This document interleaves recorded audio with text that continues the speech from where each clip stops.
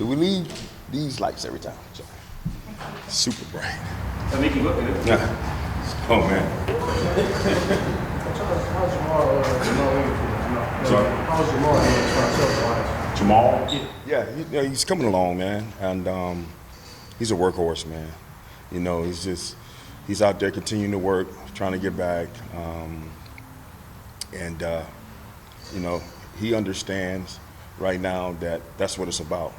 You know, staying focused mentally, staying focused on what we're going to do as an offense, and then trying to work to get back. That's it. You guys anticipate having him play once we resume? What's that? I mean, you got Godwin and Jamar out there, and they both showed a little bit. I guess seeing that on a Sunday, what kind of confidence does that give you whether Jamal can or cannot play? Yeah, well, it gives me a whole lot of confidence as a coach, and other coaches too, like Dan. Dan will be able to say, all right, man, we can stick this guy in this situation, stick that guy in this situation, or whenever we want to use them, and have confidence because, you know, you turn the film on, or if you go back and look at it, those guys went in there and they function pretty well. So now I got to do a good job as a coach, making sure I get them in the right position so we can be successful. I don't know if you guys were ever in the market for a first-round running back. I'm sure you look at Najee coming out. Thoughts on him or what you've seen in him so far this year? Just dominating, man. You know, you go back and you look. First, he played in the best conference, in my opinion, and for him to do what he did in that conference, it was like a man playing amongst boys. You know, you see how violent the stiff arm was. You see how violent he lowered his pads and matched pad level. See how good that was. You also saw the stiff arm. Then on top of that, you saw the route running. All right, so now you just can't put a linebacker on him. You want to put a safety on him. You want to put a cover guy on him. So, man, I tell you, he has some great film coming out, and he's a hell of a back. How was your stiff? It's pretty good. You want to try it? I want to practice. A little practice. Get a little frustration off, you know? Come here.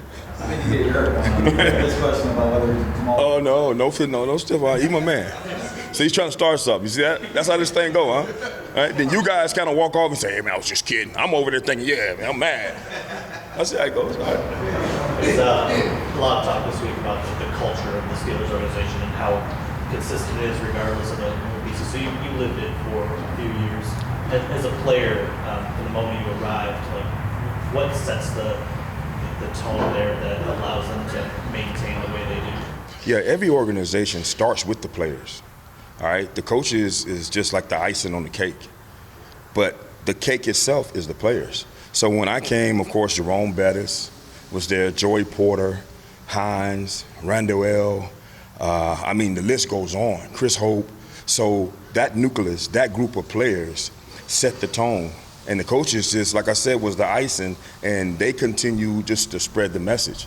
But older players that were still playing at a high level, at any organization that's, you know, been doing it for a while, you start with the players.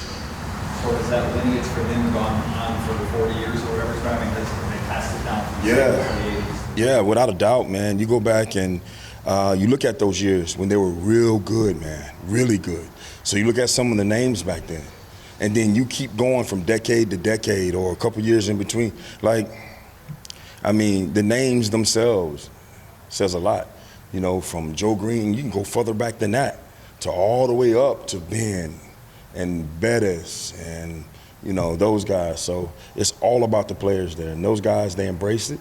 They embrace the city. They come in and they go to work. Maybe like the organization or people in charge finding that type of player that they want to win. Is that part of what you guys are trying to do here? Build That's everywhere. With the right people? Yeah, definitely. That's everywhere. And just as easy as I can talk about a relationship working, I could talk about one that's not working. You know, we can flip it and say, you know, it's all about if something doesn't work for you, sometimes you got to move on. All right? Sometimes you do. But to that point, when you look at the Steelers, man, it's a certain type of player they look for, of course, offensively and defensively. And they've been doing it for, like you said, years. So. A lot of talk about red zone struggles on both sides of the ball. Dana's taking a bigger hand in the offense this week. When you did the self-scouting and you looked at this team's offense's red zone struggles, what did you see that you felt was correctable and help you guys go forward? Yeah, I mean, it's a bunch of things that you can go back and point your finger on and say, all right, we got to do this better, that better. But ultimately, what it comes down to is scoring. That's it, man. No matter how you do it. Sometimes they're ugly. Sometimes, you got to fight and get extra yards. Sometimes the back got to take on 2 or 3 people. Sometimes the receiver may be doubled. He got to high point the ball and go catch it and score. But that's what it boils down to. Then the little things, of course, starting with the running backs. And I'll start there. Just being able to make the first person miss, no matter if you run them over or actually make them miss, and then getting, to pay dirt. And that goes with the offensive line, it goes with the quarterback, it goes with the receivers. So it's not just one group, it's all of us as a group. We've seen the switch be really efficient in the passing game, but for whatever reason that hasn't kind of really moved over to him as a runner. So what do you need to see from him? Or obviously there are a lot of moving parts to Yeah. Don't want to be redundant, but once again, collectively as a group, we got to do better.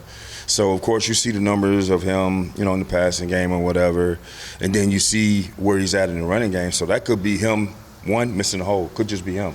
Or it could be missing a block. Or it could be anything, timing. I mean, the little things like that is what matters. And that's where I got to do a better job, man. I'm not afraid to say it, and I will. I got to do a better job continuing to get those young guys like Swift ready to play and understand exactly what we're trying to do. So those guys, those Steelers guys you mentioned, Bettis, Porter, Polamalu, how long does it take you to figure out that you have one of those guys? Or how do you, are there guys out here that you look at and say, all right, that could be one of the guys that we build? Well, as players, you see it when they walk through the door. You probably see it the first practice.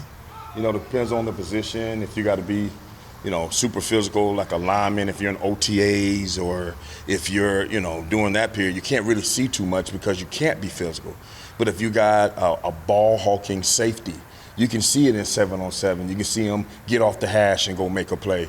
If you got a dynamic receiver, you can see how he get in and out of cuts, how he makes his break, speed after catching the ball. So little things like that you can pretty much see from the skill position, but it's hard to see from the trenches in OTAs or even sometimes in camp because you don't hit as much.